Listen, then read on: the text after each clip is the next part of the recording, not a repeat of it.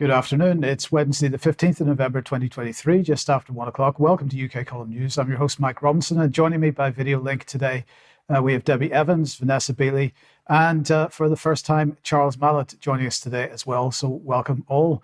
We're going to get straight on with the Supreme Court decision on the Rwanda situation. Now, of course, this is the British government wanting to remove asylum seekers in the UK to Rwanda under certain circumstances.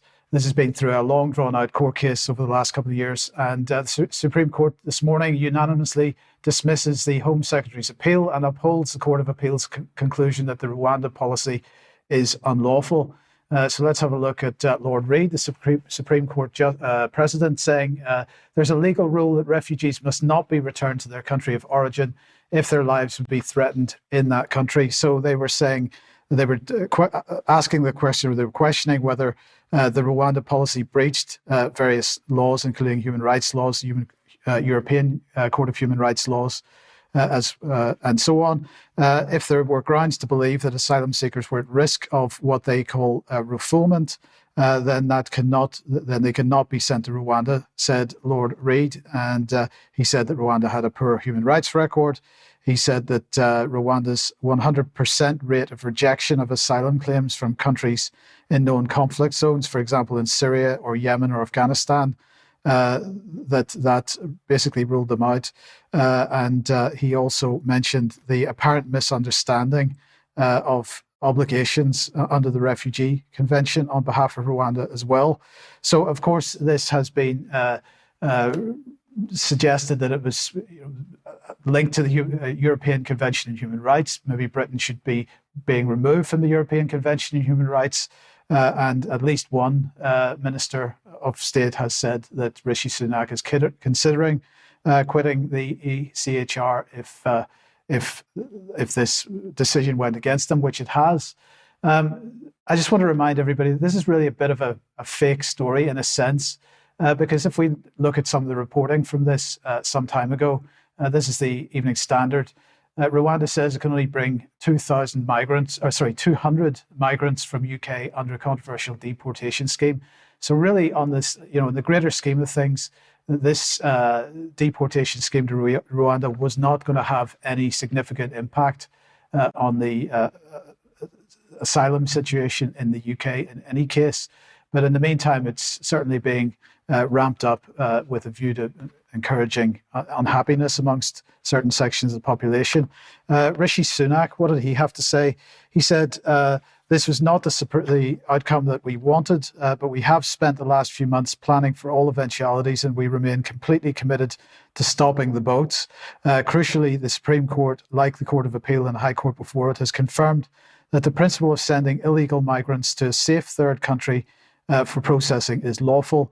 This confirms the government's clear view from the outset. Illegal migration destroys lives and costs British taxpayers millions of pounds a year. We need to end it, and we'll do whatever it takes to do so. So that was what he was saying this morning.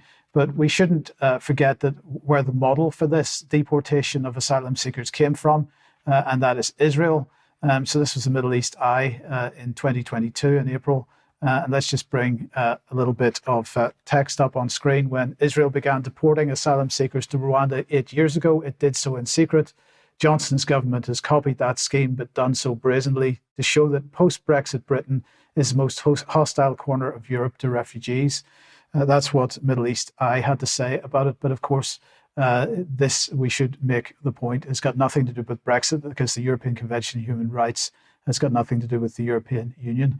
So anyway, we'll have more on this on Friday, I have no doubt. Let's move on. And Debi, what have you got for us? Good afternoon. Yes, well, I would just like to remind viewers of an article that Brian Gerrish brought up on the UK Column News back in 2015. And it was all about prevent duty and is Britain a Stasi state? And it's a subject we want to explore more. So we've brought back our original series of No Smoke Without Fire. And we're going to be shortly recording an interview. And this time we're going to be looking at the prevent guidance, the prevent policy. What does this mean? How does it impact every single one of us, or could impact every single one of us, could we have somebody knocking at the door? What does prevent have to do with terrorism?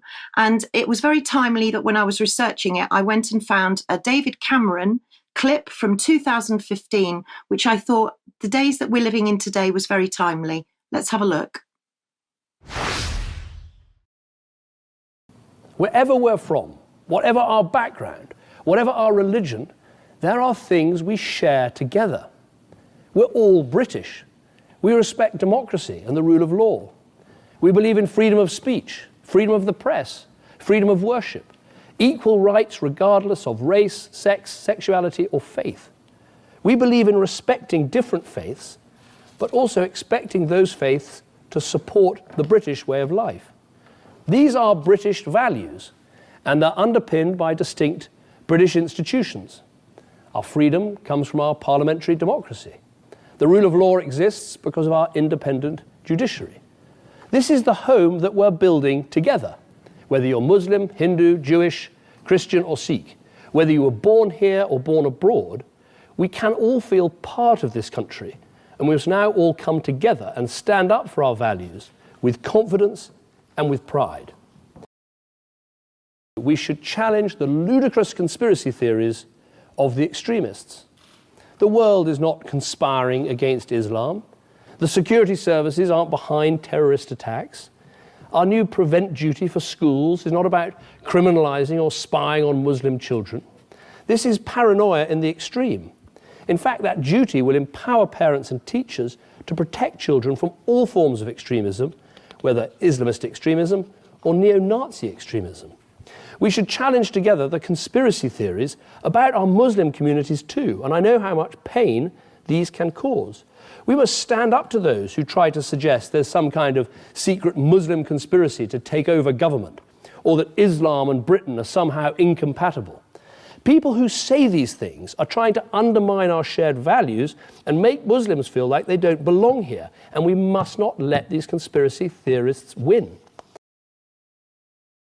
This is a group that throws people off buildings, that burns them alive, and as Channel 4's documentary last week showed, its men rape underage girls and stone innocent women to death. This isn't a pioneering movement. It is a vicious, brutal, and fundamentally abhorrent existence. And here's my message to any young person here in Britain thinking of going out there. You won't be some valued member of a movement. You are cannon fodder for them. They will use you. If you're a boy, they will brainwash you, strap bombs to your body and blow you up. If you are a girl, they will enslave and abuse you. That is the sick and brutal reality of ISIL.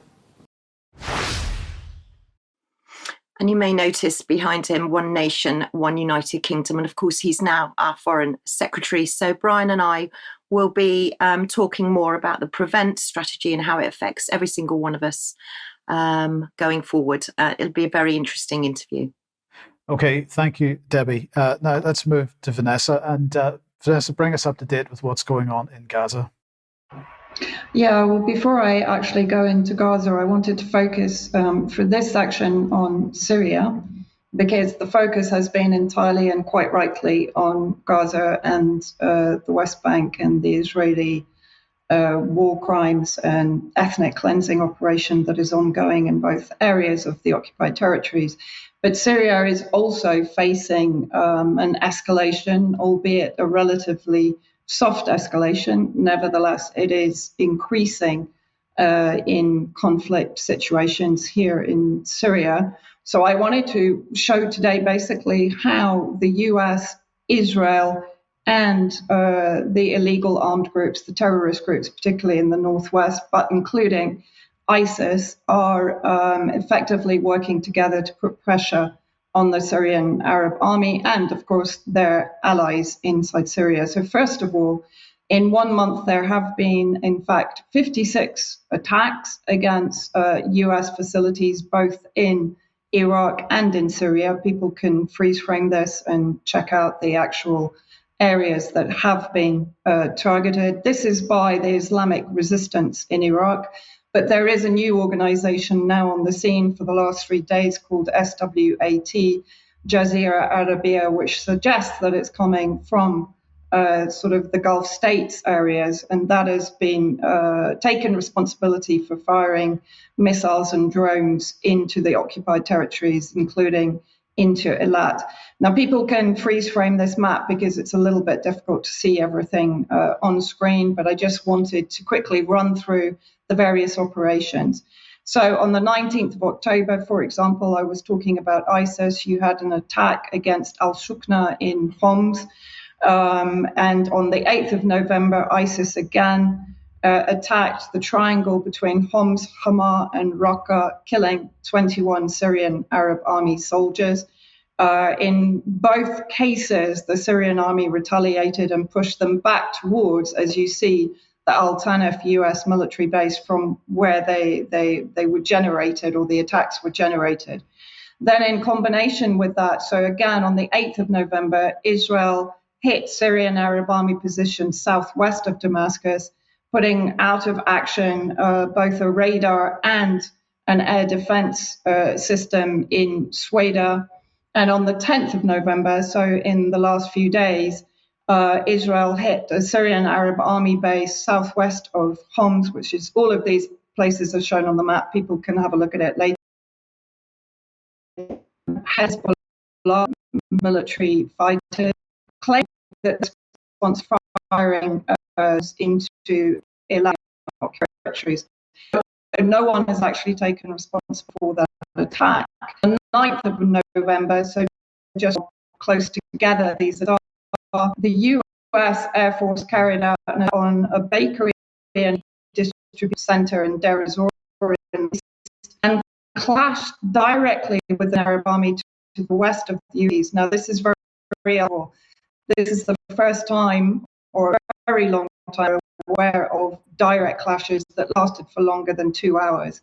On the third, bombed Mal crossing, which is the cross open between Iran. Right, Vanessa, sorry to interrupt you. Look, your audio is breaking up extremely badly, and we're not getting a lot of this. So look, okay. Why don't you try to reconnect, and we'll come back to this in a second. Let me move on. I want to move on to the criminal justice bill here, and this, of course, has now been submitted for its first reading in the House of Commons yesterday. So the criminal justice bill, a bill to amend the criminal law to make provision about criminal justice, including the powers and duties of the police, about dealing with offenders, to make provision about the confiscation and use of monies in suspended accounts, and so on. You can see that on screen at the moment. But I wanted to highlight a couple of key parts to this.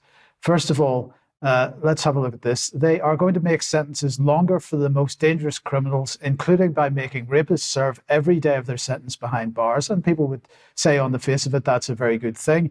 But equally, this bill will establish powers to transfer prisoners in and out of England and Wales to serve their sentences abroad. Now, we are in the situation at the moment where we have already a vastly overpopulated prison estate. There are some very large prisons being built at the moment. But nonetheless, it's not clear at this point what the mechanism would be for people to be removed from the UK in order to serve their sentences abroad. It's not clear which countries would receive them, and so on.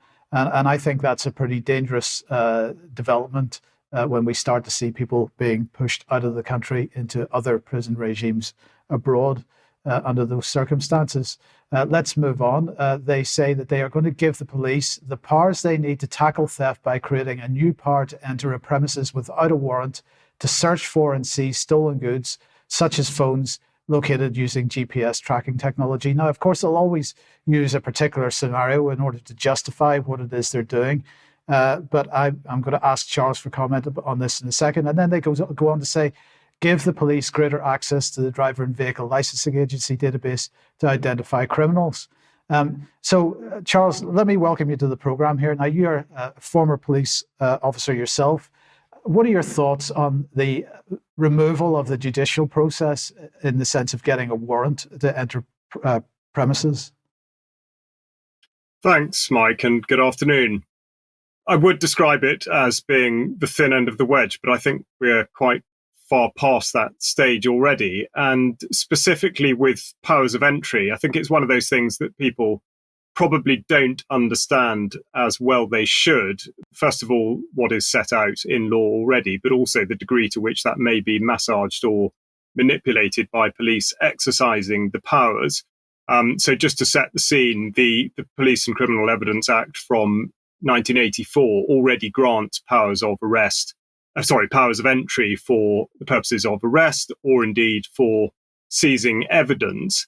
And so in a sense, what's set out in the Criminal Justice Bill is an extension of that, but whether or not it's proportionate is a separate matter, and I would contend that it probably isn't.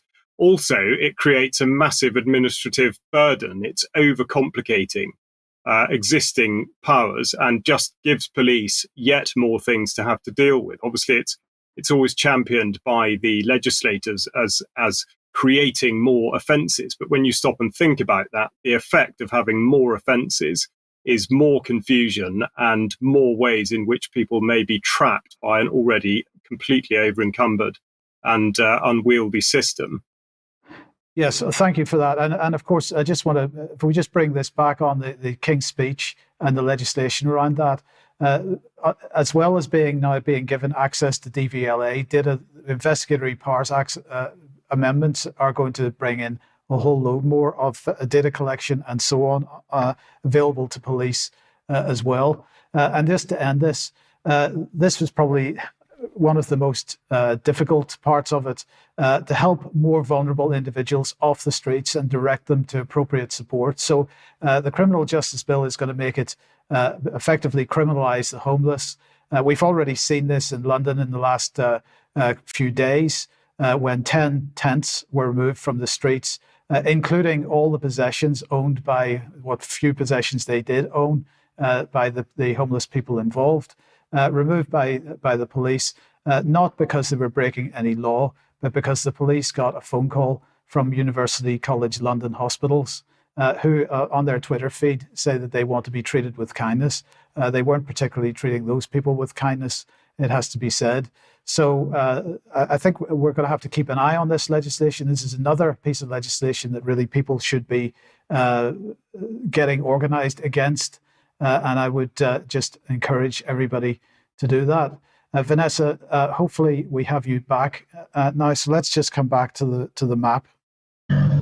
Okay, I don't know how much you missed. Can you hear me okay now? Yes, if you start breaking up. Yes, no, we can hear you perfectly now. So if you start from this map again, okay. So you'd covered the ISIS attacks in Homs and the other ISIS attack, and you'd said that they were coming back, they'd been beaten back by the Syrian military back to Al Tanif. And you talked about what was going on just south of Damascus and also in Sweda. So you were just coming on to the other stuff. Okay, so I talked about the Israeli attacks in the south against Syrian Arab Army positions. And then you've had the US basically bombing positions to the east of Deir ez-Zor, hitting aid distribution centers and bakeries, but also the Al-Bukamal crossing, which is essential to Syria to bring in humanitarian relief from Iran through Iraq and into Syria. And there they also, out of operation, a PMU, the resistance that were responsible for fighting ISIS in Iraq, they put a missile launcher action there. But here again, it's very interesting. We've then had the Syrian Arab Army launch 15 missiles against the occupation base and killed, killing 6 American soldiers. Now, again, this is a first. This is the first time that Syria has actively engaged with American occupation troops in the northeast. So does that signal the start of an escalated conflict directly between Syria and Arab army? That's very potentially. And it's also given permission for Palestinian resistance factions in the south, in the Golan Syrian territory, to fire missiles on the occupied Israeli Golan territory. So we're seeing an interesting escalation. On the 13th of November, Pentagon identified US troops killed in military helicopter crash over the Mediterranean. We don't really have any details. The US is being very insistent on saying that it was an error a technical fault, Mike, if you can just move on. Yes. All 5 were special operations aviation soldiers. Had Monday that the fatal crash happened during routine flight training on Friday.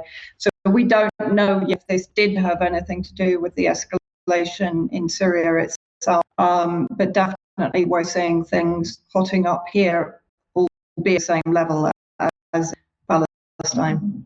Yes. Okay, Vanessa, thank you for that. I'm afraid it is starting to break up a little bit again. So why don't you try once again, and we'll see what we can do while we run through the ad break here. So look, if you like what the UK Column does, you'd like to support us, please head over to community.ukcolumn.org. Your membership very much needed and appreciated. This is what keeps us going. So thank you to everybody that's joined already.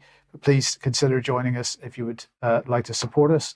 You could pick something up at the UK Column shop, but in any case, please share anything you find on the various platforms, especially ukcolumn.org and ukcolumnextracts.co.uk. Debi, very briefly, your blog is now up. It is indeed. Lots of topics you can see there on your screen. And I'm asking a big question. Could you give up your smartphone? Okay, and let's just have a look. 2 interviews, one up and one coming. So yesterday we broadcast Roger Meacock, an interview with Debi, Big Pharma, Small Farmer. Have a look at that. But also tomorrow then we will be speaking to Chris Williamson, and that will go out at 1 p.m. As in the 1 p.m. slot tomorrow. I want to finally just remind everybody once again of the first annual David Ray Griffin Lecture, which we are hosting on behalf of International Centre for 9/11 Justice, the Ruthless Empire post 9/11. And really, this is going to be looking at the events that have been justified by what happened on September 11th, 2001. And that will be taking place on Sunday, December the 3rd, 2023. Beginning 7 p.m. Central European time, that's 6 p.m. UK time. Please do join us for that. So let's move on now. Vanessa, hopefully everything's working again. And let's have a look at the emergency summit held by the Arab League. Yeah, so this basically went on the 10th of November. It was largely a disappointment, particularly for those that were for strong American by the 57 Arab League countries and the Organization of Islamic Cooperation that was also involved in the meeting. So let's have a look at the proposal that was put forward initially by 11 states and rejected actually by 5 states, preventing the use of American and other military bases in Arab countries to supply Israel with weapons and ammunition. 2, freezing Arab diplomatic, economic, security, and military relations with Israel. 3, threatening to use oil and Arab economic capabilities to pressure to stop the aggression. 4, preventing Israeli civil aviation flying in Arab airspace. 5, for Arab ministerial committee that will travel immediately to New York, Washington, Brussels, Geneva, London, and Paris in order to convey the Arab summit's request to stop the Israeli aggression against Gaza. So let's see the states that actually both proposed this plan and endorsed it: Palestine, Syria, Algeria, Tunisia, Iraq, Lebanon, Kuwait, Qatar, Oman, Libya, and Yemen. Opposed Saudi Arabia, Egypt, Jordan, also Djibouti and Mauritania. Obviously for Saudi Arabia, the normalization process is still on the table, as they've made perfectly clear, normalization with Israel. Bashar al-Assad's speech was recognized as being one of the strongest at the summit, and I will just summarize it in the next slide. He argued that the aggression against Gaza cannot be understood in isolation from prior Zionist crimes. He urged Arab Islamic nations to avoid fragmented responses, emphasizing the lack of comprehensive action allows Israel to execute further massacres, leading to potential complete annihilation of Palestinians. He also said, this was a paraphrase, this is a couple of direct quotes, neither the land nor justice has returned to Palestine or the Golan. This situation has produced an equation. The more Arab capitulation towards Israel, the more Zionist ferocity towards us. The more we extend our hand, the more massacres against us. Israel knows nothing about peace, strong words from President Assad, and he pointed out that the Palestinian resistance has given us an opportunity. So he says, let us take advantage of the global transformation that has opened for us political doors that have been closed for decades, so that we can change the equation. Souls who died in Palestine be a worthwhile price for achieving what we were unable to do in the past and what we must accomplish in the present and in the future. Of course, he is referring to the pivot east at that point, but also from Yemen. They've put out a statement. I've crossed out Houthi because this is a misrepresentation, particularly by Western media. It's a coalition government of more than 36 representative political entities inside Yemen. And Ansarullah has put out a statement saying, just move on, Mike.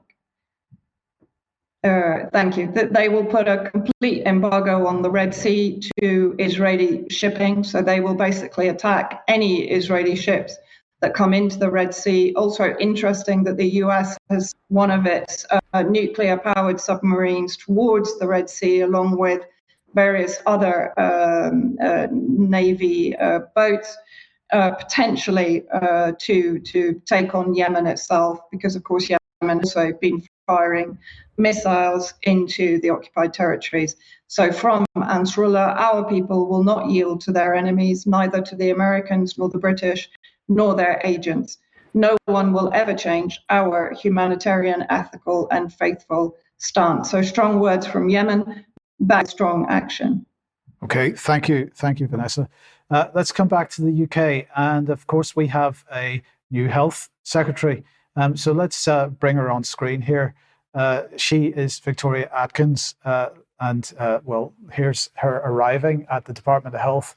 And look who has decided to meet her, Debi. Oh, please, could you have done a spoiler warning before that? Professor Chris Whitty. So what's your thoughts on her? My thoughts, let's have a look at Victoria Atkins. So let me tell you a little bit about Victoria Atkins. So out goes the divisive solicitor, Steve Barclay, who was also CEO of Barclays Bank. And in comes Victoria Atkins, who is a barrister, and her area of expertise was fraud. But she was involved in a little bit of a controversy back in 2018 when she was working for the Home Office, because her husband was CEO of a company called British Sugar, which was licensed to produce legal cannabis in the UK. So she had to recuse herself from all of that. Her husband there, you can see Paul Kenwood. And it's ironic, really, because Victoria Atkins is also diabetic. She was diagnosed as diabetic. And her husband is literally into everything sugar related. So she can't really talk about sugar, and she can't really talk about cannabis either, because her husband was, and I say was, CEO of British Sugar.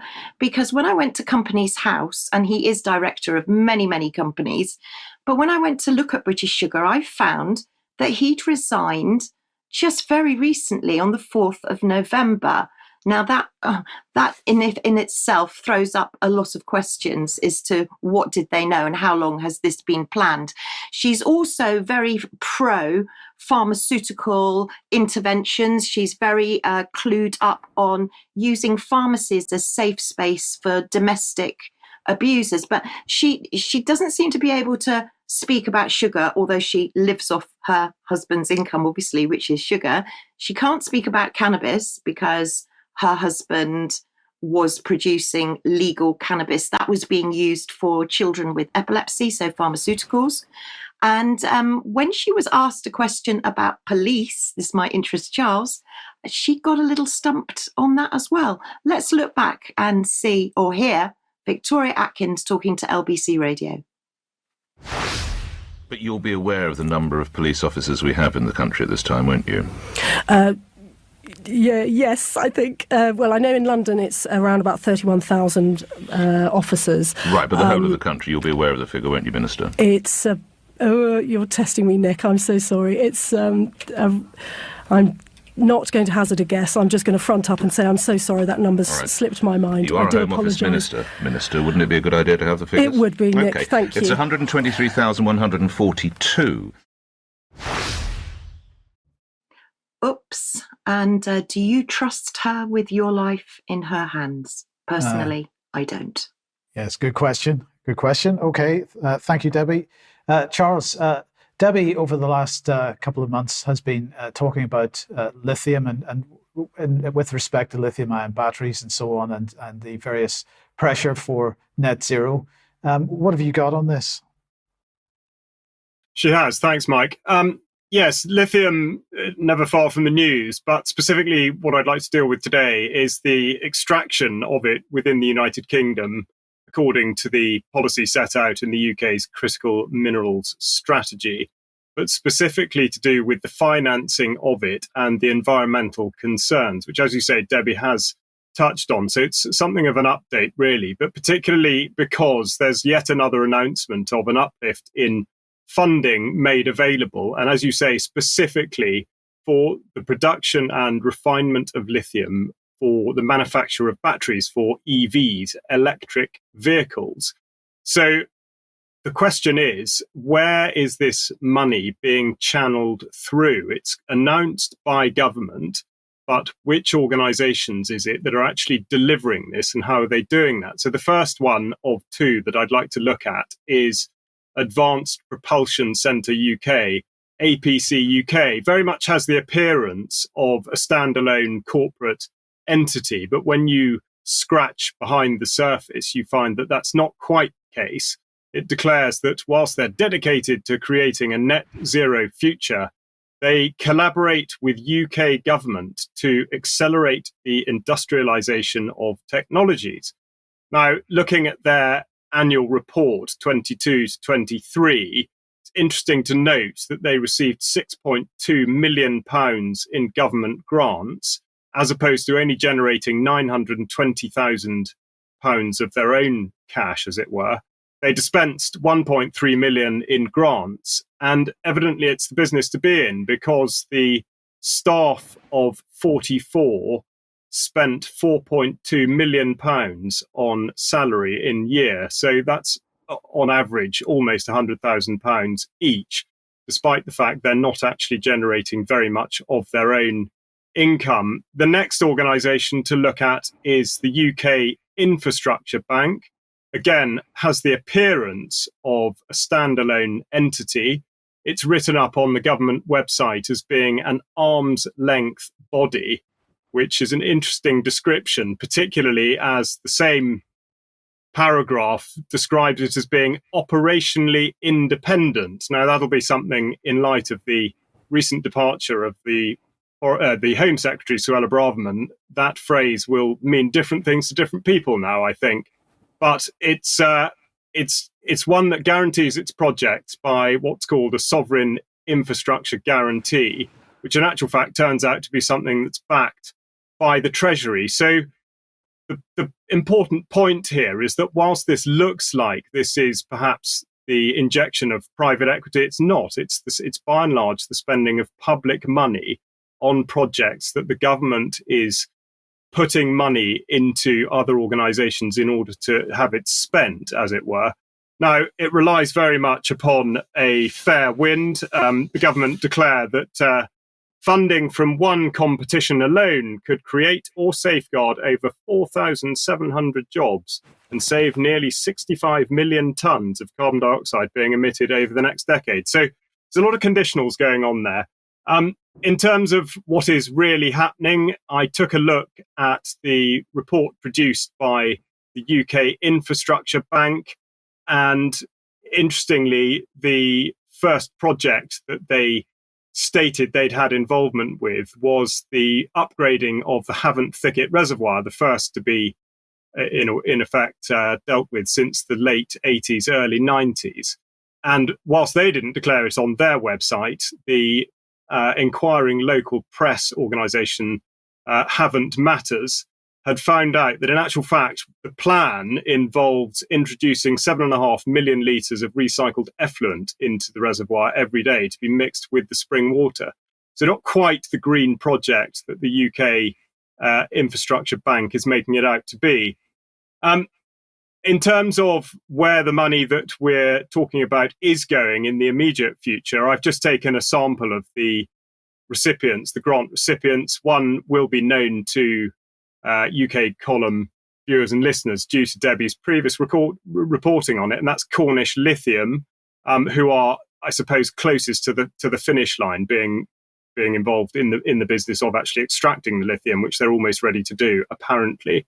There's then Green Lithium, who are refining, or at least have the capability to refine up in Teesside, then Geothermal Engineering, also in Cornwall, and Ilika Technologies, who interestingly refer not just to transportation, but also healthcare. So I think Debi will have an opinion on exactly what that's about. So to take Cornish Lithium, which, as I say, is closer to production than the others, they're at great pains to express their green credentials in their sustainability report. And they say that the manner in which they will conduct their activities is, in a sense, making them a greener outfit.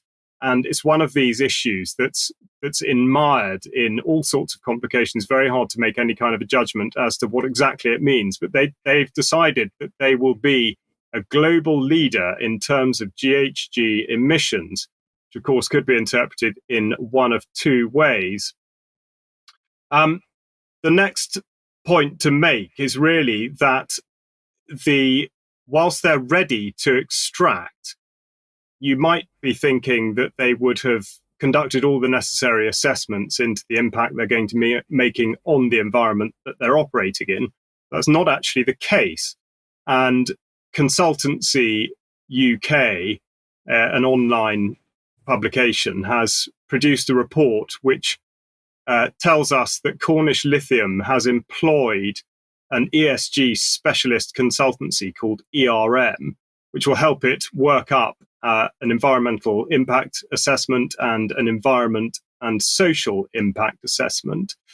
But Consultancy UK does report that it's not all good news. And it talks specifically, which is something Debi has referred to in the past, about the possibility of water contamination, land degradation, and other issues that are frankly glossed over by government and by all of the projects that are inserting these large amounts of cash into such things.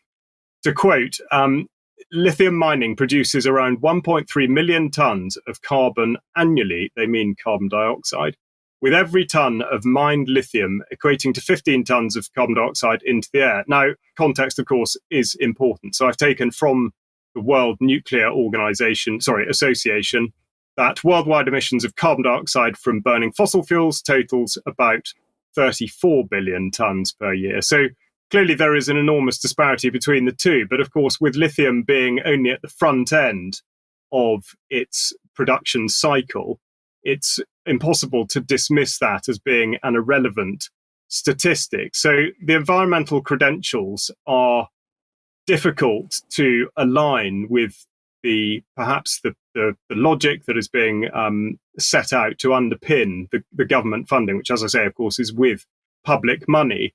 I was interested to know what the view was in the climate lobbyist area. So I got in touch with Just Stop Oil and Extinction Rebellion in order to ask them what their view on this matter was, in a sense, putting forward the position that the mining of lithium is a good thing because it reduces carbon dioxide, and yet there is, of course, a substantial environmental impact of the process itself. Just Stop Oil, I'm afraid, didn't get back to me, and the press officer from Extinction Rebellion, somewhat to my surprise, confirmed that Extinction Rebellion does not hold a movement-wide position on this. So that's as far as I went with the sort of activist side of it. And by way of wrapping up, or at least tying in the areas of money and environment, or indeed the involvement of the end user, who after all will be us, is the delivery of the technology and how effective is it. So the example I would cite is something that's coming more into the public domain now, which is the complication over insurance of EVs, electric vehicles. And I've got a slide here from an American publication, Motor Biscuit, but really just because it illustrates the point. And it says, minor EV battery damage in accident, insurance company will total car. And what this means is that it appears that the vast majority of batteries in EVs are very, very susceptible to damage. And the slightest bit of damage will result in the battery having to be replaced, which of course is at huge cost. A top-end Tesla battery costs well over £10,000, and even those of vehicles that are less high up the sort of range still have a very high price tag attached to them. And to quote from Fleet News, we're buying electric cars for sustainability reasons, said Matthew Avery, research director at automotive risk intelligence company Thatcham Research. But an EV isn't very sustainable if you've got to throw the battery away after a minor collision. Some car makers, including Ford, are making battery packs easier to repair, but others, such as Tesla, have opted to use structural battery packs, which are said to have zero repairability. So, of course, not only is the taxpayer funding these projects in the first place, but also being asked to foot the bill in terms of insurance, because it's not just the insurance premiums of EVs that will be pushed up. This will go across the board as the insurance companies seek to mitigate against these exorbitant costs of replacing batteries. So that's sort of where we are on the finance and the environmental concerns with lithium. Just to end on something of a high note, I would make very short reference to an excellent gathering I attended in Stroud on Saturday. It was organised by Project Libertas, and it drew in a determined band of people from all over the British Isles, including one chap I met who'd flown in from Dublin just for the day. Some very, very good, very detailed speakers. I will prepare a further piece on this with accompanying audio. But for UK column viewers and listeners, you'll be heartened to know that Sandy Adams was there. It was very, very well received. It was hosted in the old convent in Stroud, a great cavernous structure. And I must say, there was no sign of global warming in there. Thank you, Charles. Thank you very much. Well done. And Debi, let's come on to GB News and ARC. Yeah, I just want to say I've been joining a few dots here, and I want to look at how GB News seem to be having their fingers in a lot of pies. So we start off with the eye that we're reporting. I'm sure a lot of people have heard that Boris Johnson will now have his own show on GB News, and of course, Boris and Nigel Farage equal Trump. But then we'll go on to the BBC report, and the BBC say that Ofcom are going to tell GB News not to stop hiring politicians. At the moment, Lee Anderson gets £100,000 a year. Esther McVey was getting £58,650. Philip Davis, Esther McVey's husband, £46,203 a year. And apparently Sir Jacob didn't reveal his earnings, but it doesn't take a lot. It's not rocket science to go and look at the government publication on expenses, employment and earnings. And you can see there that Jacob Rees-Mogg is looking at taking home approximately £30,000 a month. So let's look at Esther McVey, because, of course, Esther has now been appointed to the cabinet and she's the Minister of Common Sense. And she's had to leave GB News, of course, as a result. But you might remember Esther's great speech that she made for the vaccine damage. You can still see her speech on YouTube, where she speaks on the vaccine damage payments bill on the 20th of October 2023. And of course, she supported Andrew Bridgen in his recent debate. And of course, she's now had to, as I say, come off GB News. She was hosting a morning news programme with her husband, Philip Davis, who's also an MP, and she was earning a pretty penny. So let's look at her earnings according to the government employment and earnings. And you can see there that she was earning a pretty penny too. So let's look at GB News, because they splash out a lot of cash, as you can see. So who are their investors? We've talked about Legatum before, but I just want to talk about Legatum a little bit more in depth. Legatum means gift, and they're actually funded by anonymous donations. But in their portfolio, you can see there that you've got the Luminos fund. And if we just go and look at the Luminos fund and see if there's any involvement with anyone else, we can clearly see that Bill and Melinda Gates Foundation have been supporting the Luminos fund, who are part of Legatum, who are part of GB News. So who runs Legatum? Well, Legatum is a Dubai-based company, but it's run by a New Zealand-born businessman called Christopher Chandler. Now, he hit the headlines. This was a long time ago, back in 2018, but he did hit the headlines for some claims that he was involved with Moscow intelligence and that he was a Russian spy.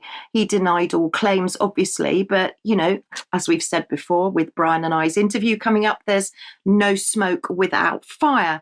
So that took me into looking a little bit deeper into Legatum and into Sir Paul Marshall and Christopher Chandler. And I've just found this article on the 9th of November from The Guardian, which says that Barnaby Joyce, an MP, was amongst the politicians gifted a trip to Jordan Peterson's led Conservative conference. Now, this was backed by Sir Paul Marshall and Legatum.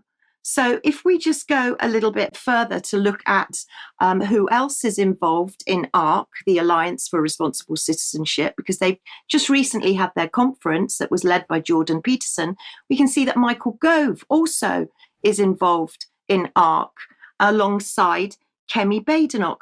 So who are ARC? Well, if you go to YouTube, you can find a nice little trailer.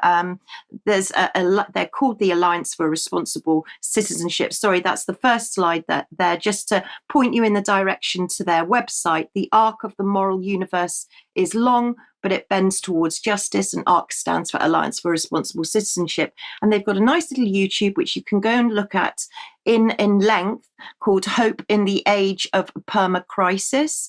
But let's take a very short little look at who ARC are.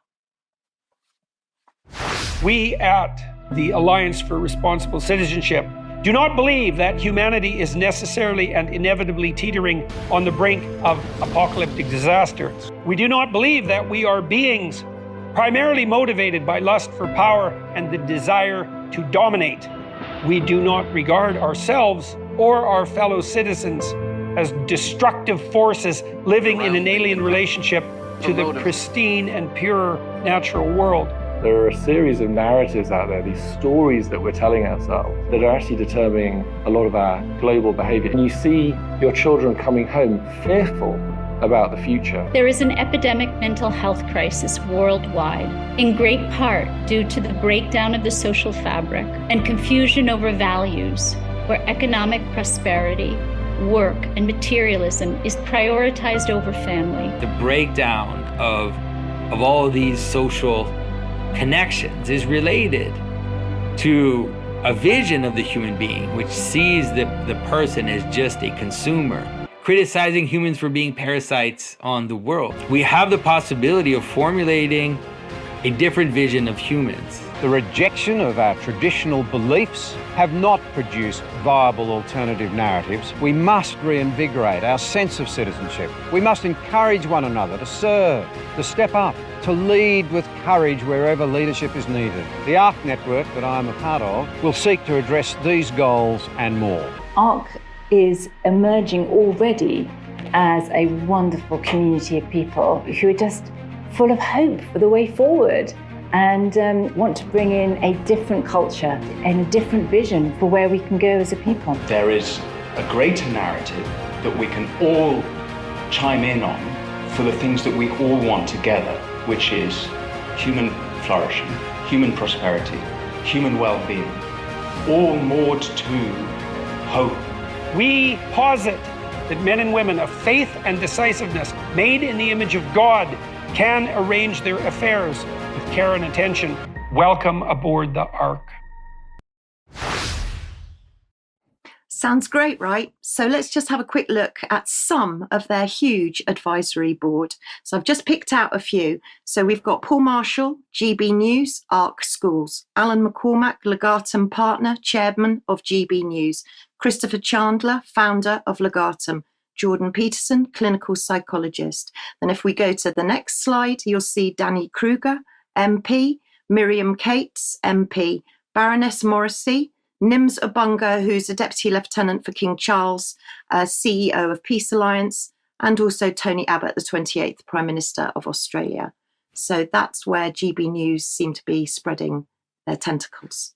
Yes, okay. I think we'll have a lot more to say about that in extra. So thank you, Debbie. Let's go back to the Middle East. And Vanessa, the hospital attack by the Israelis, well, that was making the news this morning. What have you got? Yeah, so basically, can you hear me okay? Yes. Because the connection is not great. Okay. So this was a meme that was put out by Mint Press News yesterday that Israeli snipers had killed 4 patients and 2 nurses at the Al-Shifa hospital. Worth pointing out that Al-Shifa hospital was actually built, it was the first to be built in the Gaza Strip under the British mandate, so in 1946, even before the 1948 ethnic cleansing by the Zionists of the Palestinians. In the last 24 hours, Israeli snipers have shot inside Al-Shifa hospital, killing 2 nurses and 4 patients and a paraplegic man, according to Doctors Without Borders. The threat of snipers, according to Dr. Abu Silmeye, has prepared him and other hospitals patients and at least 1,000 placed individuals from leaving the facility. We've not been able to go to retrieve the dead bodies outside for fear of getting shot, he said. Look at, these are just some of the items that have been put out in the last 48 hours. The incubator babies have died because it's impossible to regulate temperatures for them. One paramedic who tried to reach the incubator section was sniped and killed. Hundreds of dead bodies are lying around the hospital and snipers are preventing burial. There's no food or water in the hospital. It's under full steam. The ICU unit is full of patients without power. Oxygen and dialysis units are not functioning. 3,000 patients are thought to be inside the hospital. 15,000 displaced refugees, both inside and outside. Doctors are isolated in their sections. They're not able to cross from one section to another. The surgery building was actually struck by shelling. Displaced refugees trying to flee or surrender have been shot. Other smaller hospitals are overwhelmed with patients and do not have the capacity to deal with the critically injured. They would always traditionally be sent to Al-Shifa. And a more recent today, just before I came on, report from Euromed Monitor that the Israeli forces have now Shifa hospital. They've turned it into a military barrack and detention center, and there is spread abuse of civilians, refugees, medical staff, and doctors ongoing. At the same time, of course, we're seeing the familiar propaganda that's been circulated, particularly from Israeli and Western media, that is now again being walked back. The IOF itself has now put out a statement saying that there were no weapons and there were no hostages in the tunnels associated with Shifa Hospital. And I want to focus here on President Herzog. He's put out, you remember the claim that Hamas had instructions on chemical weapons. That was his previous claim. And now in an interview with the BBC, he revealed that a children's room in a civilian home in the Gaza Strip was used as a Hamas terror base, in which, guess what, an Arabic copy of Hitler's book, Mein Kampf. Somebody did a very nice image of Colin Powell holding up Mein Kampf in Arabic there to demonstrate what we think of Herzog's claims. And then he threatened yet again, and this is a familiar pattern, in an interview with The Nation, he basically threatened the EU and the UK with ISIS, of course, knowing full well that Israel has been funding and supporting and providing arms and hospital treatment for both ISIS and Al-Qaeda inside Syria. So let's hear what he says to The Nation, and then followed by a little animated movie made by an Israeli outreach source showing you what will happen if you don't support Israel and how dare you complain about the genocide that's ongoing in Palestine. So let's just roll the video. Atrocities These atrocities cannot be accepted in any way. It means it has nothing to do with the conflict. It has nothing to do with the borders, with settlements or anything. This is simple, clear barbarism, Jew hate, other hate, which is advocated by ISIS, Hamas, Al-Qaeda, which if we weren't here, then Europe will be next, and probably the United States is the end game for all of them.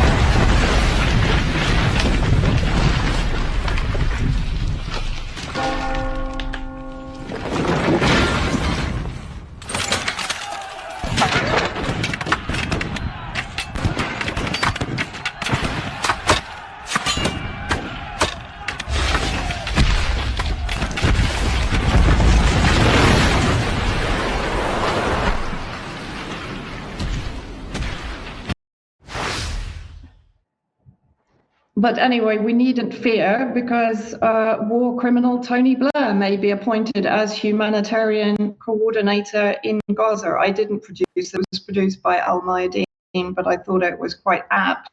Remembering that Tony Blair, who quit in 2015 as the Middle East peace, definitely in inverted commas, boy, only it will miss him as a journalist, Robert Fisk, who sadly a couple of years ago wrote back in 2015. He was in place for 8 years and achieved absolutely nothing. As Fisk said, if only he'd resigned more than 2 years ago, after Palestinian leaders had themselves characterized his job as useless.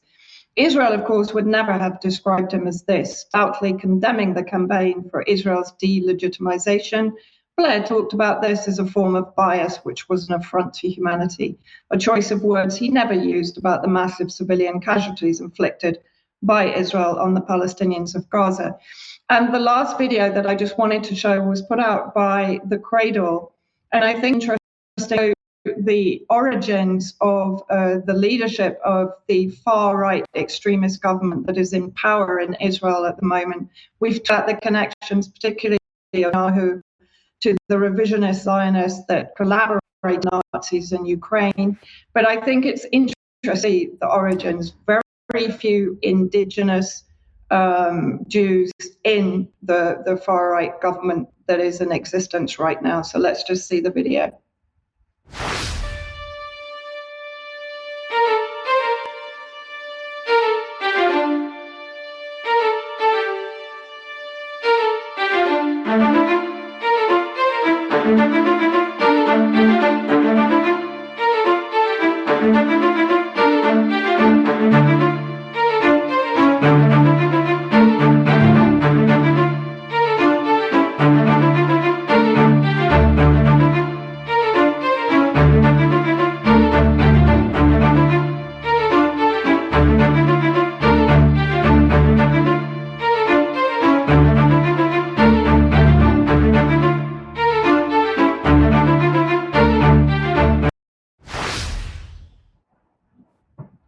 I mean, I just find that very interesting in the light of what's happening in the Ukraine, and the fact that the IOF has been not only fighting in Ukraine, but active in the regime change operation coup in 2014.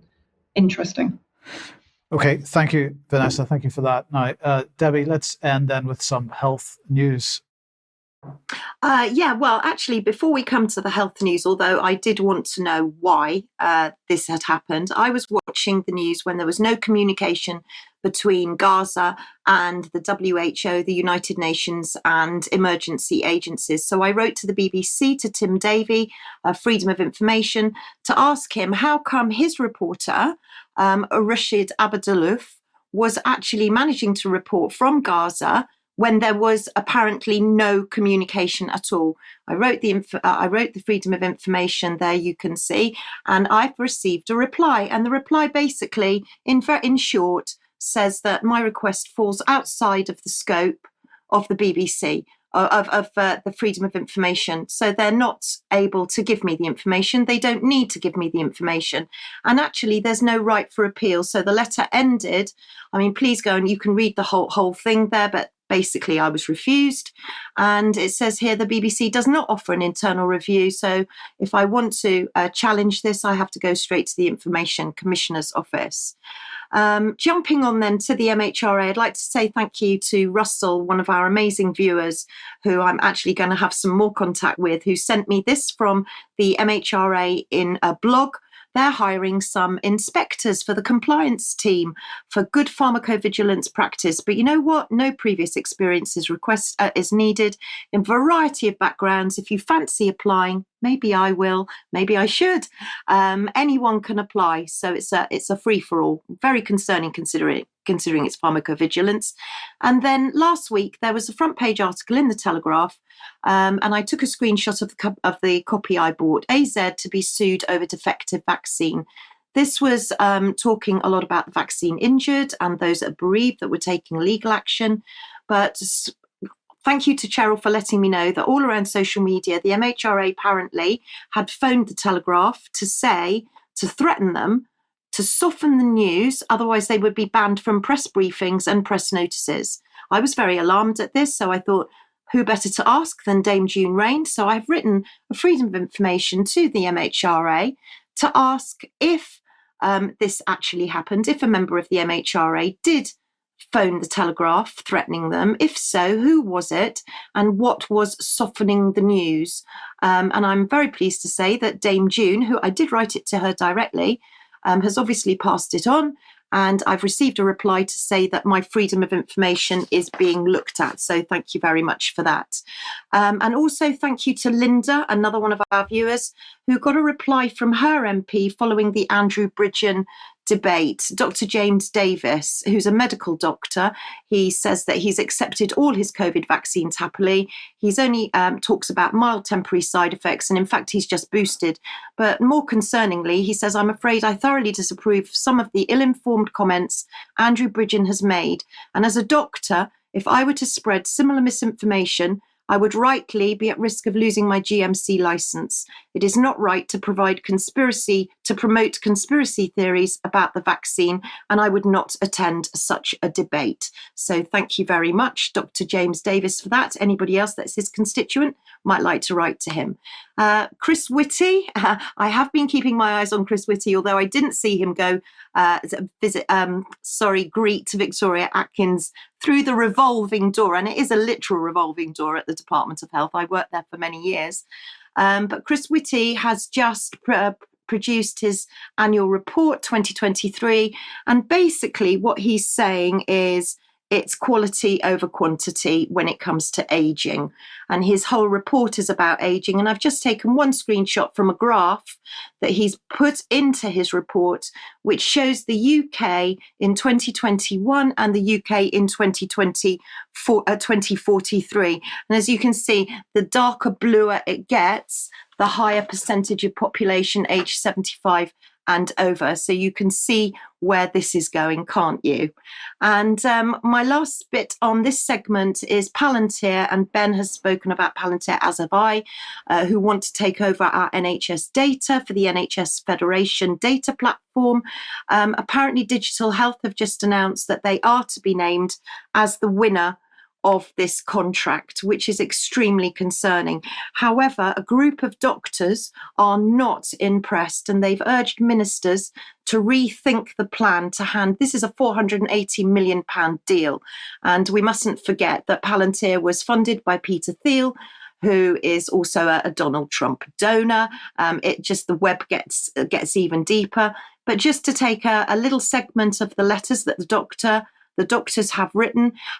You can see there on the screen there, doctors call for pause in NHS federated data platform contract. And they said basically there was a very poor pilot. They didn't think that it was safe. And indeed, our data could get sold on. So more to come from Palantir. I've highlighted all the relevant bits in red. Well, it's all relevant, but particular bits, but the letter is much longer. So please go online to see that letter, because potentially Palantir, this will affect each and every one of us, and where does our data go? Where? Very good questions. We'll probably have more on that on Friday as well. I want to say thank you very much to Debi, Charles, and Vanessa for helping with the news today. We will be back in a few minutes for some extra if you're a UK Column member, but otherwise we'll see you at 1 p.m. as usual on Friday. Thanks for joining us. Bye-bye.